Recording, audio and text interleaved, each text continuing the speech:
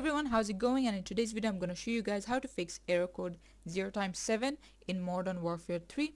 So first thing you can try is restarting your PC, because a lot of time that is the issue. If that doesn't work, then what you can do is just head over to view network connections right over here, and then if you're either on Wi-Fi or Ethernet, whichever one is connected, you want to right click on that, go to properties, and then you can see Internet Protocol version 4. Double click on this one, and then if this is selected, you want to select this, and at first try 8.8.8.8, after that 8.8.4.4, and then press OK.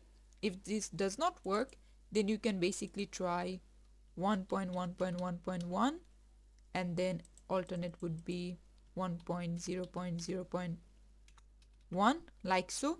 Press OK, and either of this should work.